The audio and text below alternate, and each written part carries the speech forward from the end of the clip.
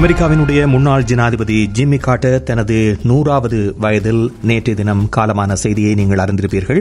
1924ஆம் ஆண்டு அக்டோபர் மாதம் 1ஆம் தேதி அமெரிக்காவினுடைய ஜோர்ஜியா மாநிலத்தில் ஃபிளென்ஸ் கிராமத்தில் பிறந்தார்.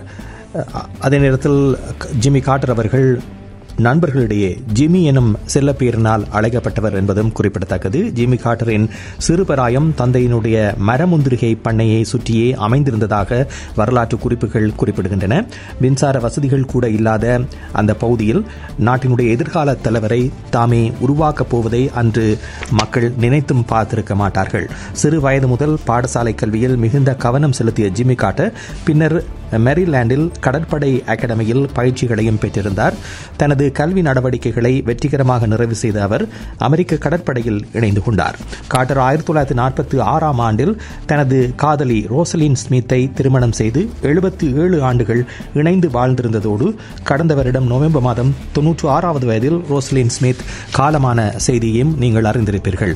இதையடுத்து ஜனநாயக கட்சியில் அவர் உறுப்புரிமை பெற்ற நிலையில் ஜனாதிபதி தேர்தலில் போட்டியிடும் அளவுக்கு வளர்ச்சி கண்டதோடு 1977 முதல் 81ஆம் ஆண்டு வரை அமெரிக்க ஜனாதிபதியாக பதவி வகித்தவர் என்பதும் குறிப்பிடத்தக்கது. மனித உரிமையின் முக்கியத்துவத்தை வலியுறுத்தமைக்காகவும் உலகளாவிய ரீதியில் நிலவிய யுத்த சூழ்நிலைகளை சமாளிக்க முயற்சிகளை மேற்கொண்டமைக்காகவும் 2002ஆம் ஆண்டில் அவருக்கு அமைதிக்கான நோபல் பரிசு வழங்கப்பட்டிருந்தது. எகிப்து இஸ்ரேல் இடையிலான 1978ஆம் ஆண்டு கேம்ப் டேவிட் சமாதான உடன்படிக்கைகளின் மத்தியஸ்தராகவும் இருந்து 1979ஆம் ஆண்டில் 2 நாடுகளுக்கும் இடையிலான வரலாற்று சமாதான உடன்படிக்கைக்கு வழிவகுத்தவர் என்ற பெருமையையும் அவர் பெற்றிருந்தார்.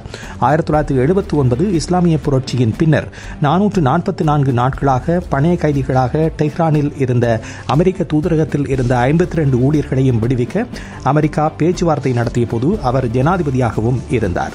1980ஆம் ஆண்டு அமெரிக்க ஜனாதிபதி தேர்தலுக்காக அவர் பிரச்சாரம் செய்த போது பணைய கைதிகளுக்கான அமெரிக்க மீட்பு பணி ஏப்ரல் மாதம் தோல்வி அடைந்திருந்ததும் குறிப்பிடத்தக்கது. 8 அமெரிக்கர்கள் இறந்தனர் என்றும் இது தேர்தலில் திருப்பு முனையாக அமைந்திருந்ததோடு ரீகனுடனான ஜனாதிபதி தேர்தலில் ஏற்பட்ட தோல்விக்கான முக்கிய காரணமாகவும் வரலாற்றில் பதிவாகியிருந்தது. 1981ஆம் ஆண்டில் ரொனால்ட் ரீகன் பதவியேற்ற சில நிமிடங்களில் பணைய கைதிகள் விடுவிக்கப்பட்டிருந்தனர். ஜிம்மி கார்ட்டர் அமெரிக்க ஜனாதிபதியாக பதவியில் 2வது தடவை போட்டியிட்டு தோல்வியடைந்ததை தொடர்ந்து 1982ஆம் ஆண்டில் கார்ட்டர் அறக்கட்டளையை ஸ்தாபித்திருந்தார். இது அவரது சர்வதேச சமாதானம், ஜனநாயகம், பொது சுகாதாரம், மனித உரிமைகள் ஆகியவற்றில் கவனம் செலுத்துவதை நோக்கமாக கொண்டு ஸ்தாபிக்கப்பட்டிருந்தது. 1980ஆம் ஆண்டு பதவியில் இருந்து நீங்கிய ஜனாதிபதி கார்ட்டர் அவர்கள் ஜோர்ஜியாவில் மரமுந்திரிகை பண்ணையை மீண்டும் சென்றார். அது வாழ்வின் இறுதிப் பகுதியில் அவர் புற்றுநோயினால் பாதிக்கப்பட்டிருந்தாலும் சமூக சேவைகளில் அவரது பங்கு அளப்பரியதாக இருந்ததற்கு ஒரு காரணமாக இருந்ததாக கூறப்படுகின்றது.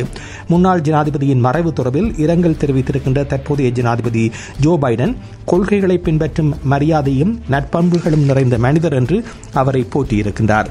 ஜிம்மி கார்ட்டருக்கு மரியாதை செலுத்தும் நோக்கில் வாஷிங்டனில் அரச மரியாதையோடு அன்னாரது இறுதிக்கிரியைகள் நடத்தப்பட உள்ளதாக ஜோ பைடன் அறிவித்திருக்கின்றார்.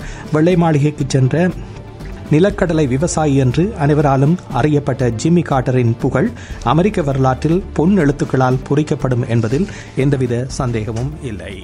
டிவிஐ யூடியூப் சேனலில் இணைந்திருக்கும் நேர்கள் அனைவருக்கும் எமது நன்றி. எமது காணொலி தொகுப்புகளை தொடர்ந்து நீங்கள் பார்வையிடுவதற்கு கீழிருக்கின்ற பெல் பட்டனை அழுத்துவதன் ஊடாக நோட்டிபிகேஷனில் பல காணொலி தொகுப்புகள் உடனுக்குடன் உங்களை வந்து சேரும். அருகில் இருக்கின்ற முக்கிய காணொலி தொகுப்புகளையும் பார்வையிட தவறாதீர்கள்.